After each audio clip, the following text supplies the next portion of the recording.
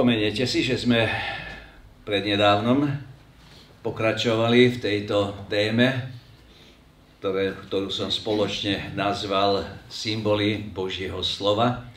Vychádzali sme z tých symbolov o duchovnej výzbroji, ktorú sme preberali z listu Efezanom, a potom som prešiel na symboliku Božieho slova. Božie slovo veľmi často nám hovorí obraznou rečou, preto, aby sme mnohé pravdy dôkladnejšie pochopili. Pripomenuli sme si, že aj Pán Ježiš hovoril veľmi veľa v podobenstvách blízkym ľuďom, ktorým hovoril, aby pochopili jeho odkaz. Sú veci, ktoré by sme možno ťažšie pochopili, keby nám nehovoril Boh v symboloch alebo obrazoch.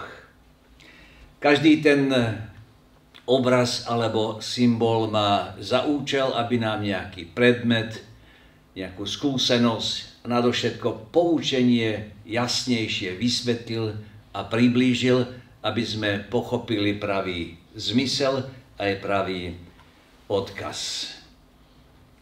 Začal som hovoriť o symboloch Božieho slova, ktorých je veľmi veľa. Ako som minule spomenul, vybral som si 18 a pokúsim sa v takých menších skupinách ku všetkým sa vyjadriť. Určite si spomeniete, že sme minule hovorili o Božom slove ako o životodárnom semene, ktoré zohráva veľmi dôležitú úlohu pri šírení evanjelia a pri obrátení či znovu zrodení. Potom sme hovorili o Božom slove ako o vode. Voda, ktorá nám znázorňuje očisťovanie, umývanie, v konečnom dôsledku posvetenie alebo oddelenie sa pre službu Bohu. A k tomu sme ešte aj hovorili o zrkadle, ktoré nám je všetkým blízke. Tu veľa netreba vysvetľovania. Ibaže Jakub, keď hovorí o zrkadle alebo o mužovi, ktorý sa uzerá v zrkadle, tak zdôrazňuje, ako je dôležité všimnúť si mnohé tie nedostatky, ktoré pri nás vidíme, a upraviť ich, upraviť sa. A tu Jakub používa dva také akoby momenty, hovorí, že človek sa môže uzrieť v zrkadle, odíde, ale zostáva taký, aký je. A to je človek, ktorý počúva Božie slovo, ale ho nekoná. Na rozdiel od toho, ktorý sa uzrie v zrkadle, vidí určité nedostatky, čo treba upraviť a začne na tom pracovať. To je človek, ktorý nie je len poslucháčom, ale vykonávateľom Božieho slova. A tak každý z nás sa určite môžeme nájsť v jednom z týchto obrazov, alebo aj ďalších. Ďalšia skupina troch obrazov alebo symbolov sa vzťahujú na Božie slovo, ktorým sa cítime. A môžeme si nájsť prvý list Petrov, 2. kapitolu, kde je prvý text. Prečítame najprv z Roháčkovho prekladu. Hore je vypísaný ekumenický preklad, ako to už v poslednej dobe robíme, s cieľom, aby sme porovnávaní prekladov prišli k bližšiemu významu. Takže prvý list Petrov, 2. kapitola, verši 1 až 3. A tak zložiac každú zlosť a každú lesť a pokrytstva a závisti a všetky pomluvy, ako priam teraz narodené nemluvňatka, žiadostiví buďte mlieka bez lsti Božieho slova, aby ste s ním rástli na spasenie, akže ste okúsili, že je Pán dobrotivý. Možno by sme mohli s týmto posledným výrokom, akže ste okúsili. Verím, že my všetci, ktorí sme zažili to znovuzrodenie, o ktorom Peter tu tiež píše a aj na inom mieste, že sme okúsili, aký je dobrotivý náš Boh. Ale v tom okamihu obrátenia, znovuzrodenia, začína jeden proces v živote veriaceho človeka, ktorý ho má viesť k tomu posvetenému, činorodému a víťaznému životu. Ale začína to tak, ako je to zapísané aj v tomto texte. Tu je mlieko použité, alebo obraz mlieka použitý pre Božie slovo.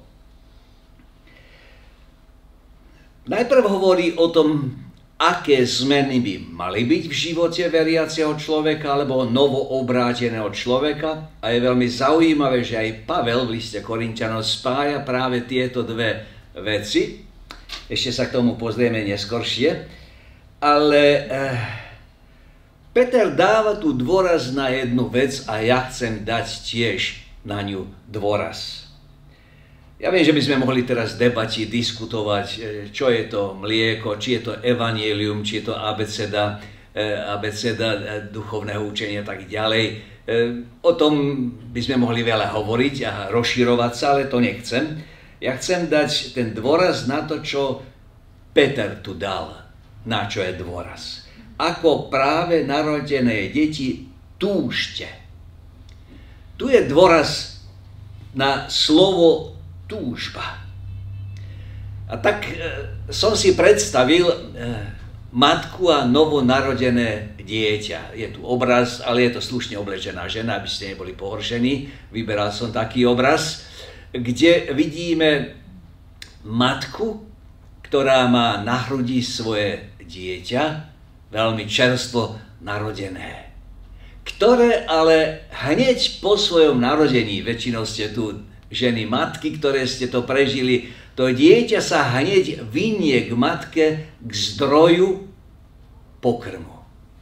Matka mu nehovorí, vieš čo, a teraz by mu začala vysvetľovať, ako možno my otcovia, čo má to dieťa robiť, ako to má robiť a tak ďalej.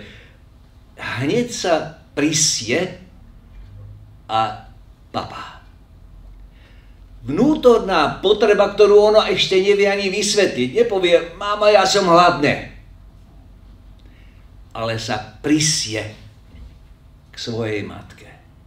Toto je znak života pri obrátenom človekovi. Keď sa dieťa narodí, hneď zatúži po mlieku a rýchlo si ho nájde. Matkino mlieko je pre malé dieťa tou najzdravšou výživou, ktorá obsahuje všetko pre jeho zachovanie a rast. V súčasnej dobe sa veľmi propaguje dojčenie, kojenie. Pretože aj odborníci len potvrdili to, čo Pán Boh vložil do života ženy a dieťaťa. Kedy na Slovensku bol Sunar, ak sa nemýlim, čím krmili deti hneď, aby matky, hádam, zachovali svoju líniu, tak hneď začali dieťa chovať so Sunarom nejakým, aj teraz to sú všelijaké také doplnky, ale matkino mlieko, po ktorom túži živé dieťa. Je žiadostivé, Roháček prekladá. Žiadostivé. Fyzické dieťa, telesné dieťa túži po telesnom pokrme, po mliečku. Duchovný človek však túži, pokiaľ je živý, túži po tom duchovnom pokrme. To matkino mlieko, ako som povedal, obsahuje všetky výživy a rovnako aj látky, ktoré mu dávajú schopnosť imunity. Si spomíname na jeden príbeh v našej rodine. Anička mala silnú chrípku alebo také niečo, malé dieťa, ono neochorelo. V tom mlieku matkinom bolo dostatok tej imunity, aby sa jeho telo alebo jej telo zoprelo nejakej tej chorobe. Takže nebudeme dnes toľko hovoriť o tom, čo to všetko obsahuje to duchovné mlieko, ale chceme zostať na tom slove túžiť. Túžim po Božom slove. Naťahujem sa za zdrojom Božieho slova. V liste Židom je text, ku ktorému sa ešte vrátime, kde píše takto, že čo vlastne to mlieko asi je, že to sú základné pravidlá Božích slov, vysvetľuje, hovorí ekumenický preklad, Roháček hovorí prvkom počiatku výrokov Božích a tak sa mi najkrajšie páči asi také už aj vysvetlenie, nádej pre každého, duchovná abeceda. Keď sme sa obrátili, veľa toho sme nevedeli, ale treba len Ján 3.16. Ale stačilo nám, aby sme boli v tej viere upevnení. Ale nestačilo by nám, keby sme pri Jána 3.16 len zostali. Potrebovali sme rásť v poznaní nášho Pána. Rovnako je to aj s deťmi. Po niekoľkých mesiacoch matka začína s prikrmovaním. A ešte keď zúbky začnú rásť, tak už pomaličky aj pevnejšiu stravu. Dieťa by nemohlo obstáť len na tom mlieku, na tej duchovnej abecede. A to je dôležité, škoda, že tu nemáme viacej mladých ľudí, aby si uvedomili, že nemôžete zostávať len pri tej abecede, ktorú treba spočujete tu zhromaždení, alebo aj na mládežne. Ale postupom času potrebujete oveľa viacej tej duchovnej stravy, aby ste mohli rásť. Pavel sa videl ako dojčiaca matka, keď píše list veriacim do Tesaloniky, kde pobudol viacej mesiacov, ale hovorí, boli sme k vám láskaví ako dojaca, dojčiaca, kojaca matka. Pavel rozumel, ako je potrebné tieto duchovné deti učiť tej abecede, ABC. Ale potom ďalej v tej istej kapitole hovorí, ale že boli sme k vám ako otcovia, ktorí sme vás vychovávali. Postupom času duchovné deti potrebujú výchovu, aby speli k zrelosti, aby speli k dospelosti. Každé narodené dieťa okamžite zatúži po mlieku a každý znovuzrodený človek okamžite zatúži a túži po Božom slove. Ak netúži, je mŕtvy. Stávajú sa prípady, že matka narodí aj mŕtve dieťa. Zriedka, ale stáva sa. To dieťa nesiahne na hrudník svojej matky, aby sa napilo. Je mŕtve. Rovnako človek, ktorý hovorí o sebe, že je Božím dieťaťom, že je znovuzrodený a netúži po Božom slove, môžeme povedať, že je mŕtvy. A ten, čo duchovne rastie, prospieva, zváha sa, bude potrebovať viac a viac duchovnej potravy. Apoštol Pavel mal výhradu voči Korinťanom, to som spomenul, a v prvom liste Korinťanom 3. kapitole hovorí takto. Ja som vám, bratia, nemohol vravieť ako duchovným, ale ako telesným, ako nedospelým v Kristu. Mliekom som vás napájal a nemohol som vás krmiť ťažkým alebo tuhým pokrmom, lebo ešte ste nemohli zniesť. Ale ešte ani teraz nemôžete, lebo ste ešte vždy telesní. Všimnime si, ako Pavel hodnotí život človeka, kresťana. Hovorí o ňom ako o duchovnom a hovorí ako telesnom. A zase nebudem vysvetľovať ani jedného z nás presviečať, ale možno toto je také znamenie pre môj duchovný život. Môžem a chcem a túžim sa sítiť Božím slovom, alebo mi stačí, čo tu a tam niekde počujem zhromaždení na internete s jedným uchom dnu, druhým von. Ak sme duchovní, ak sme zrelí, ak sme dospelí, tak určite túžime viac a viac poznávať Božie slovo a poznávať Pána. A aby sme mohli duchovne rásť, tak potrebujeme aj pevnejší pokrm. Toto je, hádam, jeden z najznámejších symbolov Božieho slova. Ide o chlieb.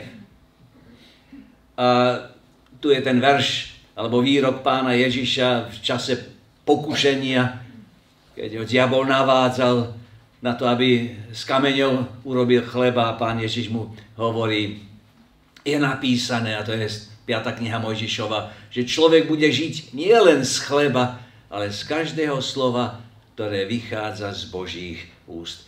Každého. To znamená, nestačí abeceda. To nestačí Jána 3.16. Máme Bibliu. Máme 9 kníh Starej zmluvy, 27 Novej, 66 spolu. To je všetko Božie slovo. To sú sväté písma. To sú Bohom inšpirované. To je ten duchovný chlieb, ktorý potrebujeme. V Žalme 119, 103 si čítame, že akú sladkú chuť má tvoja reč, mojim ústam je sladšie ako med. Písateľ hovorí o takom pôžitku z duchovného sústa.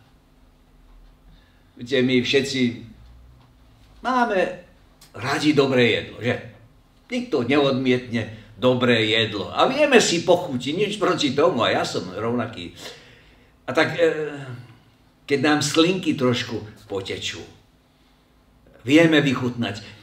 Ale písateľ žalmu, či bol Dávid, o tom hovorí, že jeho slovo, Božie slovo je sladké, je chutné v jeho ústach. Zase obrazná reč.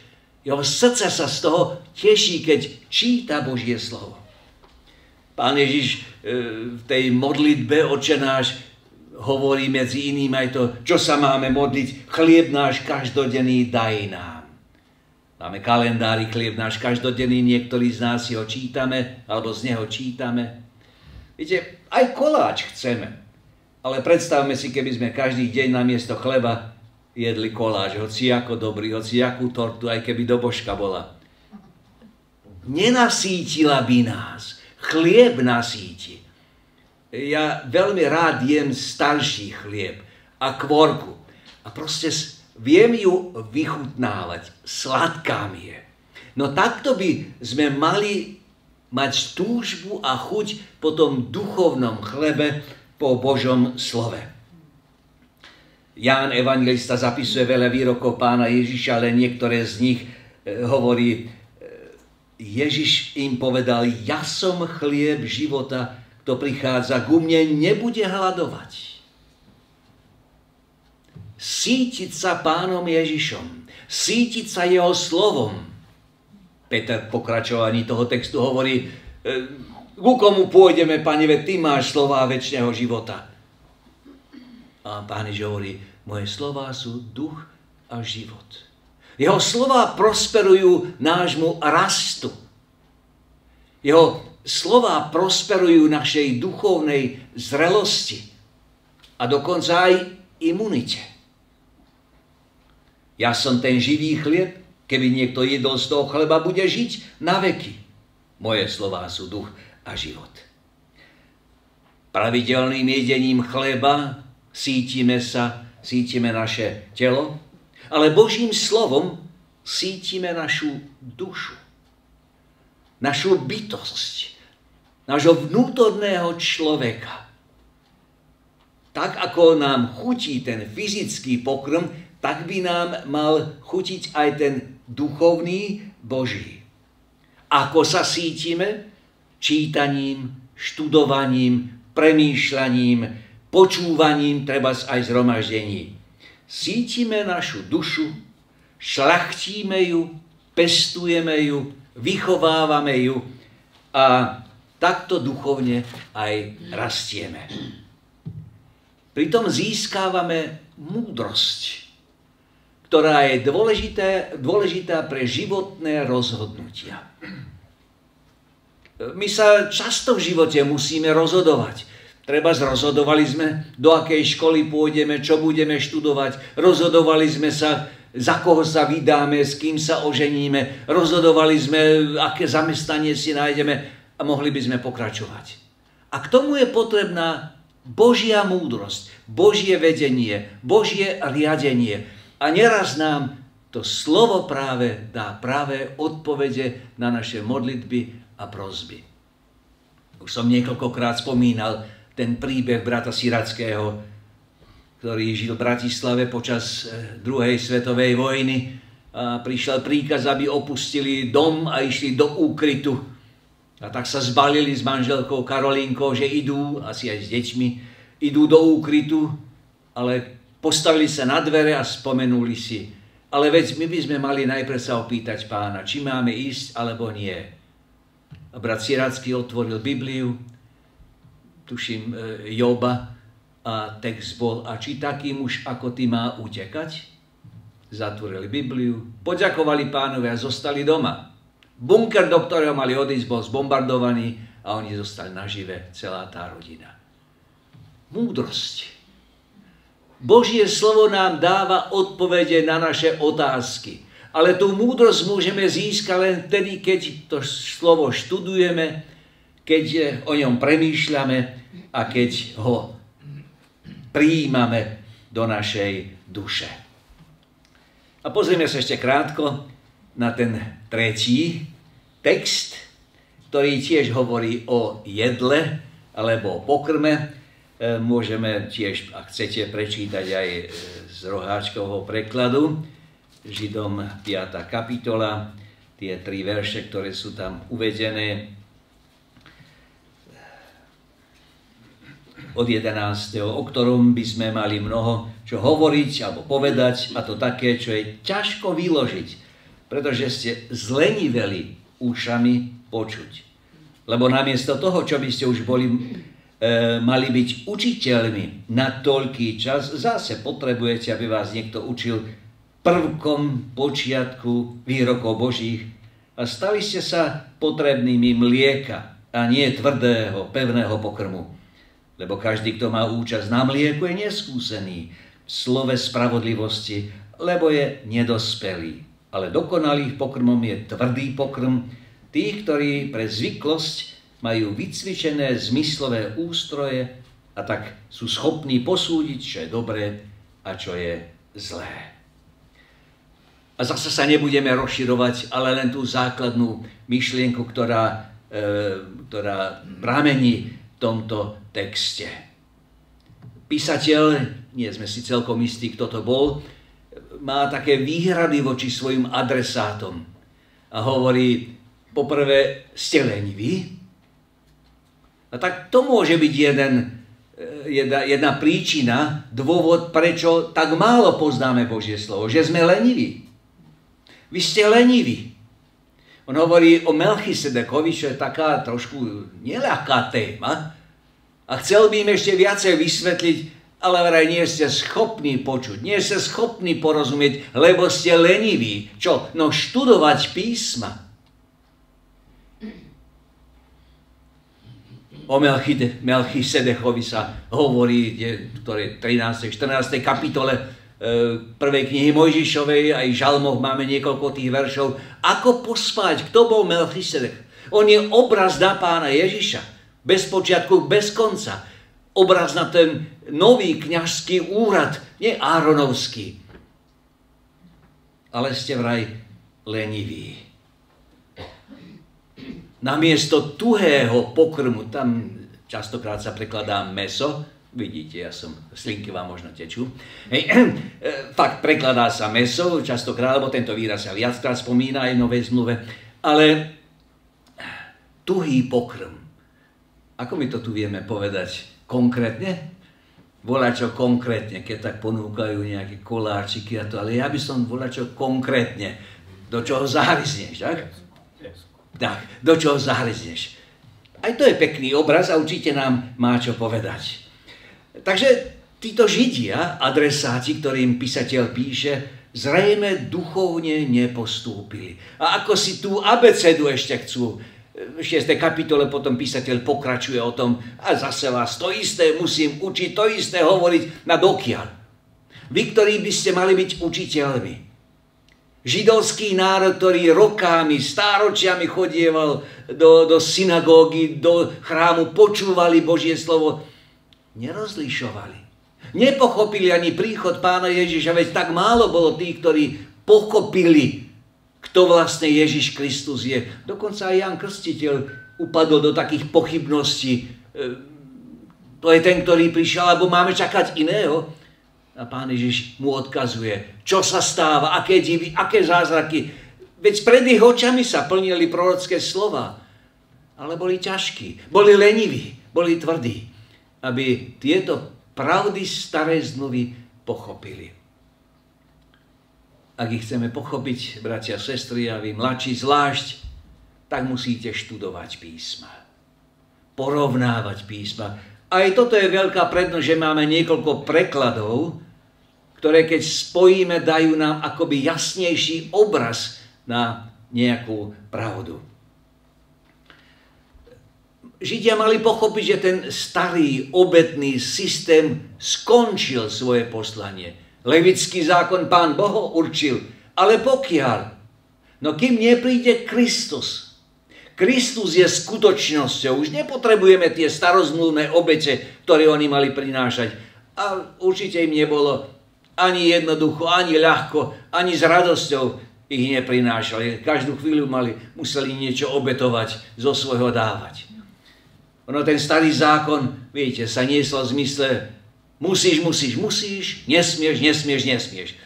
A keď nám niekto zakazuje, alebo keď nám niečo prikazuje,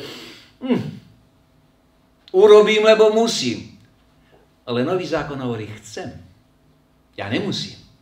Ale chcem, túžim, potom robí mi to radosť a pôžitok. Keď urobím niečo, čo je milé môjmu Pánovi a Kráľovi, o ktorom sme spievali. Viete, vôľa, myseľ a city, presnejšie duša znovuzrodeného človeka, sa zameriava na Krista a na dielo vykúpenia. Preto aj nám niekedy nie je tak jednoducho vysvetľovať tie starozmluvné obete, starozmluvné slávnosti. To je pre nás také ďaleké, no už len preto, že čítame a snažíme sa ich pochopiť. Ale pre nás je oveľa tak bližšie tá nová zmluva, ten život s Kristom, Kristovo učenie, Kristove slova, apoštolská nauka, to nám je blízke. A že nevieme vysvetliť všetko o stánku zmluvy, o stánku zhromaždenia, by som povedal, že to ešte nie je tragédia. Ale to, že chceme prichádzať do zhromaždenia, do tohto stánku zhromaždenia s radosťou a pre nasýtenie našich duší, to nám je oveľa bližšie. Pokrm dokonalých. To neznamená bezchybných, ale dospelých. Tí, ktorí už dospeli určitú mieru duchovnej zrelosti, tí potom môžu ísť aj do takých vecí. Aj knihu Zjavenia môžu rozoberať. Porovnávať dva príchody Pána Ježiša. Správne rozdeľovať slovo. Lebo sú duchovne vyspelí, zrelí, alebo ako tu píše, dokonalí. Milí moji, prečo čítame Božie slovo? Že musíme, alebo že chceme? Prečo chodíme do zhromaždenia k Božiemu slovu? Že musíme, alebo že chceme. Prečo sa snažíme rozsudzovať, čo je telesné a čo je duchovné? Čo je Božie a čo je svetové? Musíme? Niekto nás to núti? Nikto. Ale chceme. Chceme byť dokonalí, chceme byť dospelí, chceme byť vyspelí. Chceme poznať, čo je Božie a chceme to aj zachovávať. A preto máme Božie slovo, preto ho chceme čítať, preto ho chceme študovať, o ňom premýšľať a vykladať, aby sme duchovne rástli a boli k dispozícii nášmu nebeskému kráľovi. Amen. Amen.